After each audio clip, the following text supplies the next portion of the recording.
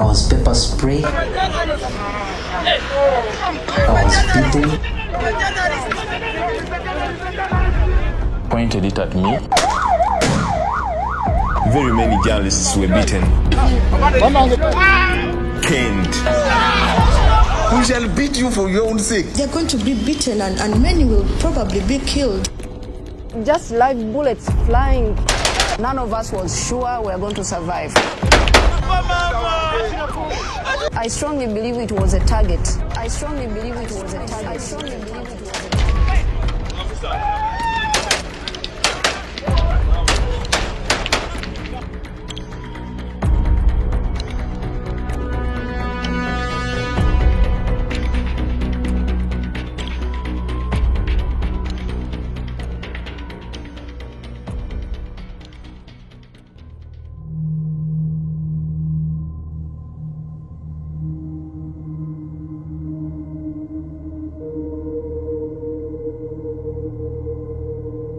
The two main candidates for the Ugandan presidency. Today we look ahead to January the 14th and Uganda's presidential election. The government faces protests and widespread condemnation. The new face of Uganda's opposition.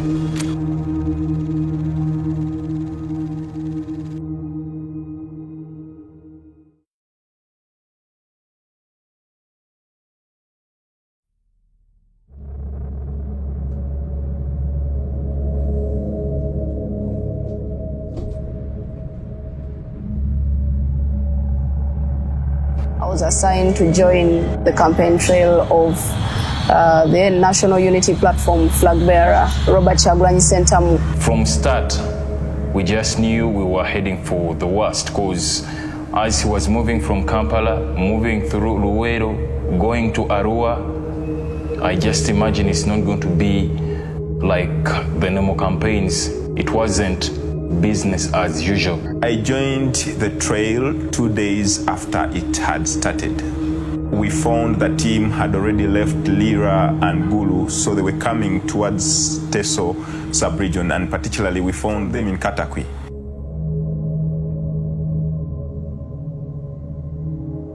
The first thing that welcomed me and my camera person was a canister, tear gas canister, thrown right at our car that we were just leaving. It's a public car, and the tear gas canister landed right there, and we had to scamper for our own safety.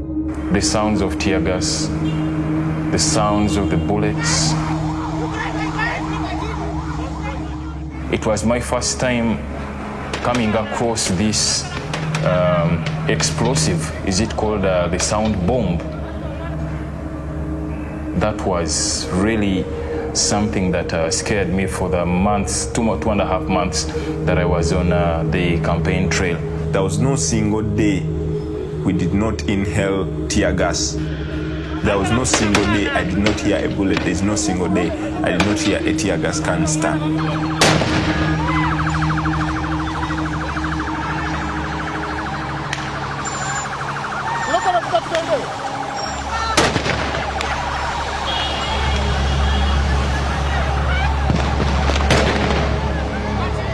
After a couple of days, we came to Luka, and that's one of the days that still stuck in my mind. I saw a real confrontation and brutality.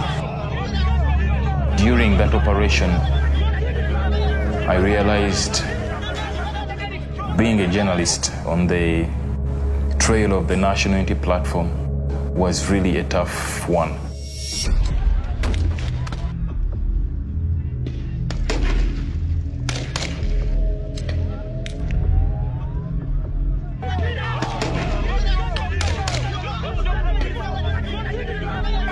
I mean, yes, they wanted to arrest the politician, who is Bobi Wine, and so they did. For you to have a camera just pointed at a police officer was a big crime on that day. The journalists who were holding cameras were directly attacked. That day, that's when Kasiri, our colleague Kasiri, was first hurt. You know, he was moving on top of one of the vehicles there, and the field force guy grabbed him, pulled him down, and used the pepper spray into his eyes.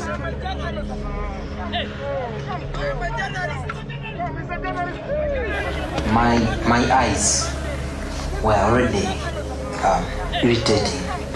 So I told all of them that I'm a journalist. You guys should stop irritating me. I'm a journalist. So one of them was like, no, you should calm down, this and that, you should calm down, you should not cover this. Then another one came and started stabbing me in the stomach. At that time I was holding myself on a vehicle with this hand while this one was holding my phone. So one other guy, one of the bodyguards said, Ashraf, give me that phone, you can't hold it anymore. I gave him the phone. I continued holding myself on the vehicle. Then another one came and started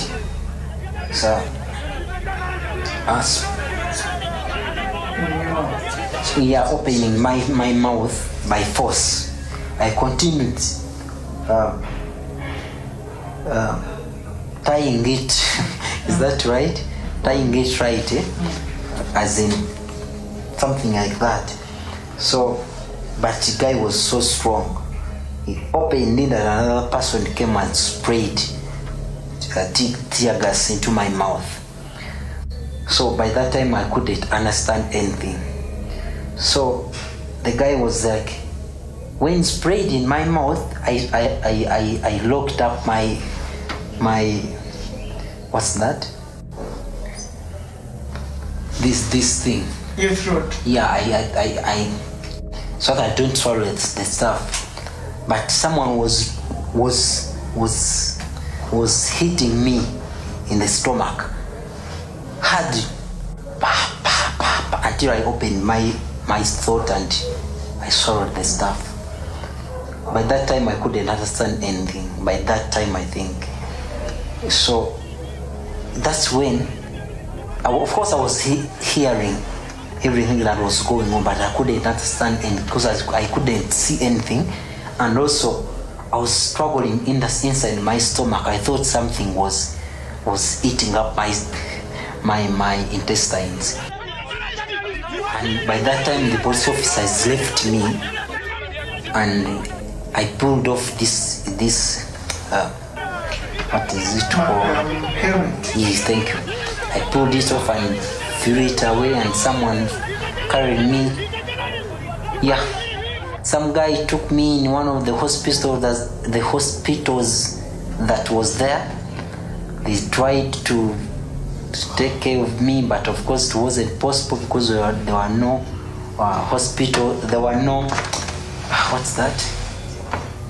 There were no medicines, and some other guy called Sempebwa came and brought his car.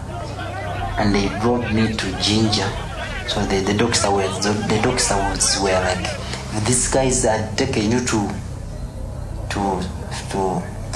what's that called? Cells? If these guys had arrested you after doing all this to you and taken you to the cells, you wouldn't have survived from there.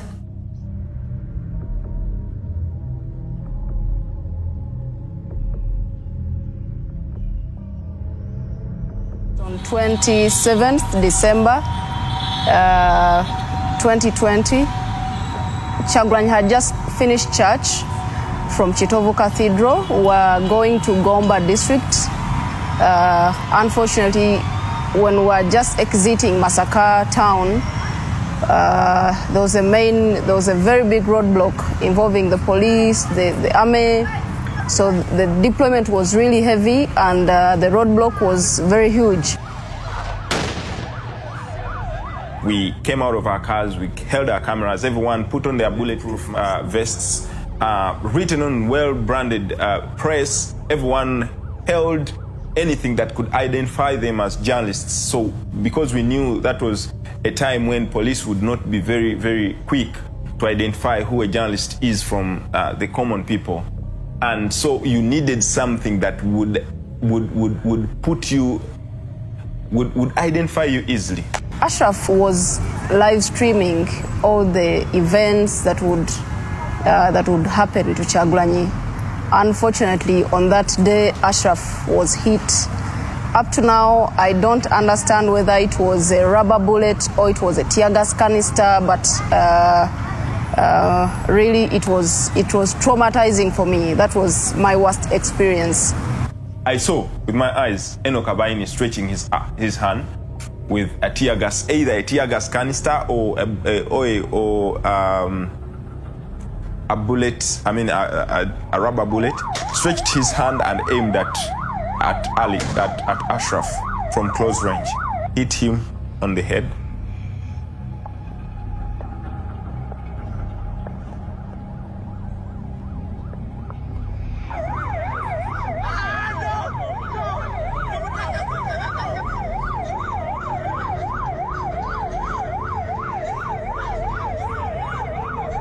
Ashraf was bleeding seriously. Everybody was crying. They thought he had died. But when they brought Ashraf near us, they were crying because we needed to take him to the hospital. Majority of our colleagues didn't know the main hospital, so I told them, guys, don't cry. Ashraf is still alive. They carried Ashraf. As they were coming, tear gas intensified. They tried to put him into a police car that was waiting by. Police refused to drive the car to take him to hospital. They tried to put him into another car. I don't know whether it was a private car or what. They refused to drive it away. So the only option they had was to bring him to the car that we were using. That was the NTV car. We rushed to Masaka District Hospital. Actually, it's a referral hospital. We took Ashraf to hospital, but along the way, he was just bleeding. You could see someone losing life in a blink of an eye, and that was, I don't know what was giving me the courage, but deep down I believed Ashraf is going to make it. God was great. We reached Masaka Hospital. The medical attendants gave us attention because we had a branded car, so they knew we were just saving lives. We were not into the political chaos and all that. They attended to Ashraf, and later Bobi Wine had to suspend his campaigns to attend to Ashraf because Ashraf was just at the top of his car. So it means had the target missed Ashraf, possibly it could have been Honorable Kyagulanyi. So I'm very happy that God gave Ashraf a second chance. There is this regional police commander from Abaine, Enoch Abaine. He was just a few meters from me. So he pointed that launcher, the tear gas launcher. I thought the guy was joking, by the way. I thought the guy was joking. He pointed it at me, shouting collateral damage. I thought, we've been through these things, and why would he shoot me? I've done nothing wrong. I don't know what had just gone into the guy's head. And direct, he shot at me here, upper thigh. By the way, I still have the scar. I still have that scar. And all of a sudden, the guy wanted to shoot the second time. So his colleagues, I remember Mochibi from the Field Force Unit. There is another guy from the Special Forces Command, SFC, and the counterterrorism officers tried to restrain the guy, but he couldn't listen. He fired again. Luckily, I had moved and it exploded somewhere. And, I'm just so lucky to be standing here and talking to you people. Had the canister exploded on my leg, maybe it would have been a different story. Maybe I would be on crutches, maybe I would be in a wheelchair, or maybe I would be some good meters into the ground. When we went back to Masaka to report Ali Mivle's case, the police officers refused to enter his case because it was involving their senior, and that was the RPC. So it is very disappointing. The second traumatizing experience was in Kalangala on 30th December. A military officer intentionally threw a tear gas canister I remember Becca of the Daily Monitor was down taking pictures.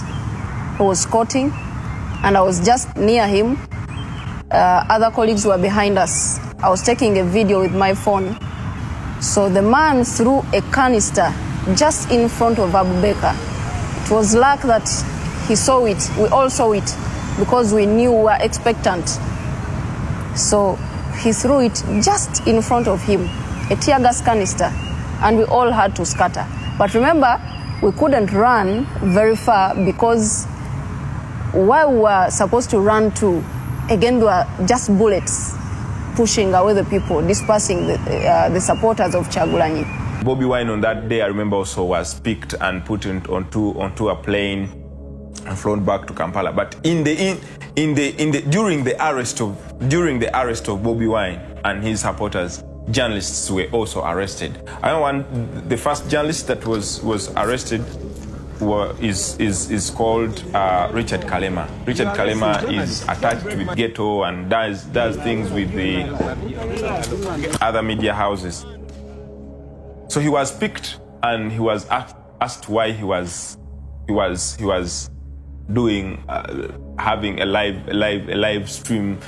He was live streaming the whole event and how issues were happening. 5 armed military men came and picked me. When they picked me, well, I wasn't shaken. Like I was just expectant because it was about picking whoever. Like I earlier said, everybody was a target on that campaign trail. So they came and picked me. My colleagues shouted, she's a journalist, she's a journalist. The Kyagulanyi supporters shouted, release Nakamya, she's innocent. They took me where Kalema was. As they were questioning me, they were questioning why I had posted on my social media that Honorable Kyagulanyi had been arrested. I insisted and I made it strongly clear that Kyagulanyi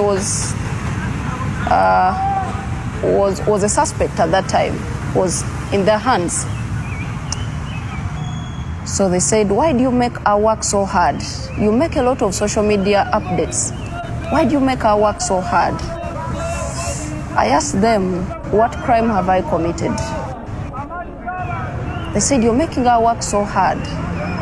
You're inciting violence. Can you identify yourself? At that time, I had my phone with me. So when they said, identify yourself, I called my colleague to pick my identity card from the car. In the meantime, I had to post on my social media quickly that I'm not safe, I've been arrested. But then I was wondering, I think they were just buying time, because how do you ask for someone's identity, yet you're trailing their social media platforms? In about 10 minutes, they came for another colleague of ours, Derek Wandera. So they came, picked me, they asked me, are you live streaming? No. What are you doing with your phone? I said, no, this is my phone, just making calls, supposed to be making calls and all that. So the officer told me to sit down. And I came to learn that he had known me, because when I reached there, he asked me, are you Derek Wandera? I said, yes. Are you from Daily Monitor? I said, yes. He told me, give me your ID. I gave him my ID. When he read my ID, he said, exactly, you're the person I've been looking for.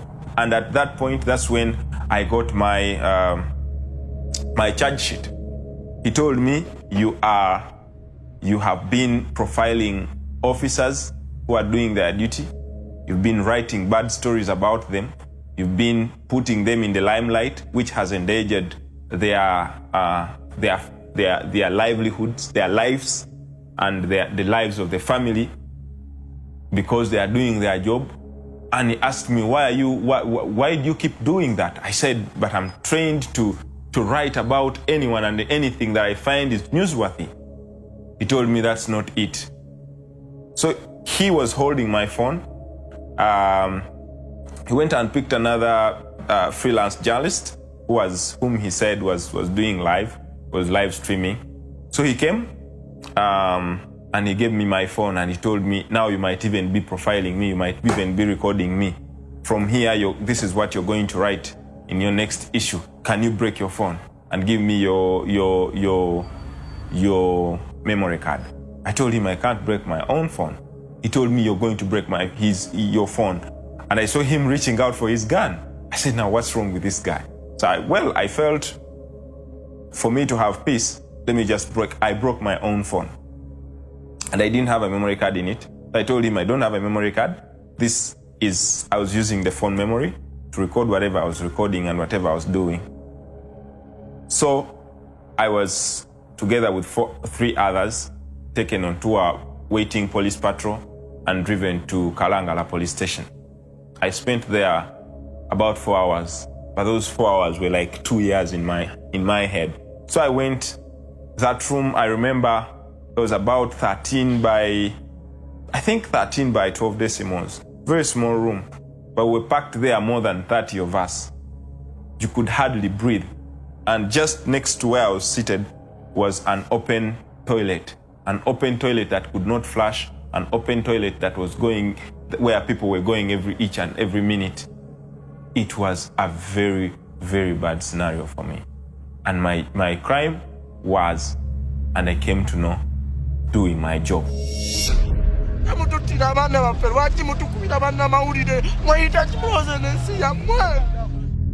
It is the media targeting security. The media would like to portray security as being brutal, as being against the government itself. I think this is very unfortunate and we must put it clear. Our press rights were violated, our human rights were violated, but like I said, these campaigns were just between life and death. We are trying to protect your lives. We are telling you there's a danger there. For you are insisting you must go where there's a danger. Yes, we shall beat you for your own sake. To help you understand that don't go there.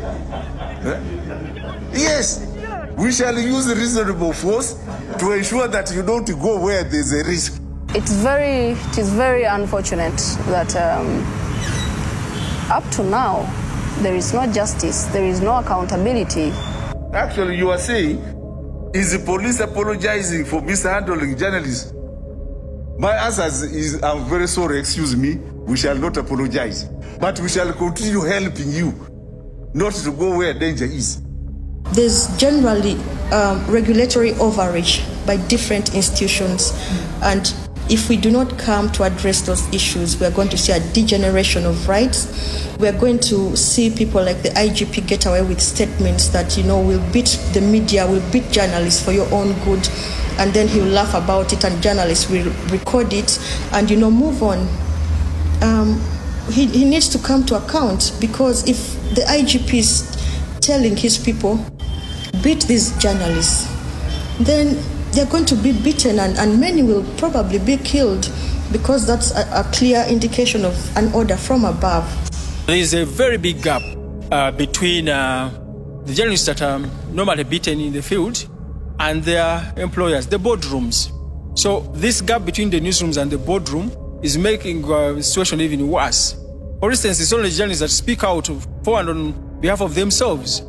And the mere fact that there is no critical voice from the owners, no critical voice from the assigning entities, the editors, no critical voice from the managers, and that there are no strong institutions, organizations within those frameworks to take on the bull by its horns. We still see a lot of these things happening until the editors, the managers, and the owners woke up to their realization of their task, to say that they are into the media, they have massively invested in there, and they must strictly and strongly come out to defend this space called press freedom. As investigators, I think by now we should be seeing a story of who are these, what's the history of these individual police officers or army officers who are torturing and beating up journalists. If we start to isolate those individuals, then perhaps it will send a message to the rest of the army officers and the police officers and security agencies. So it's very interesting that in a group it's easy for you to break the law, but when you're identified as an individual and we take you through the process of the law and then you're held to account, we attach your property, everything that you own is sold to compensate the journalist, then we'll start to see appreciation of the role of media by these security officers. And I think going forward, we should start a conversation where we entrench media rights within the police curriculum. I don't know what prompted the IGP to say such words, because you can't tell me, you know, we are a friendly force. We are called friendly force, the journalists and the police. You can't treat a friendly force like that. There was no justification whatsoever to beat us up. If by now no one has been arrested for torturing us, not me only, Kato or Busoga was arrested, was tortured, Chitimbo Thomas was tortured, very many people were tortured. No police officer has been arrested. And even when we call upon the government to do that, they don't even respond to you. We want to call upon the IGP that really you shouldn't go down in history as someone who set up this precedent. Trust me, most people couldn't come and cover in the camp of the National Unity Platform. People were fearing because of what they were seeing on TV, bullets, tear gas. And after the massacre incident, most of the guys couldn't dare to come and cover. So it sets a very, very bad precedent to the journalists, most especially those that are covering opposition. You cannot tell me there is any difference between the war in Central African Republic, between the wars we've been watching in South Sudan and the campaign trail of Honorable Kyagulanyi. I don't think there is any difference. So, no, I don't think I can cover any other presidential campaign. After that, I started getting calls, people looking for me, people saying, we know where you are, we are coming for you, you should stop. So that has affected me in especially my personal security and the security of my family. We are not enemies of the state. We are just doing our job, and don't kill the messenger. It is not very late for the media in Uganda to rise up. These police officers and army officers who have gone on to torture journalists one day pay for it. The journalists are very determined to pursue justice, and really make an appeal to the judiciary to play their custodial role of explaining justice to the journalists, because all they have is running to court. They don't have the coercive arms of government. They only can run to pursue justice in the judicial courts in Uganda. We hope that will happen.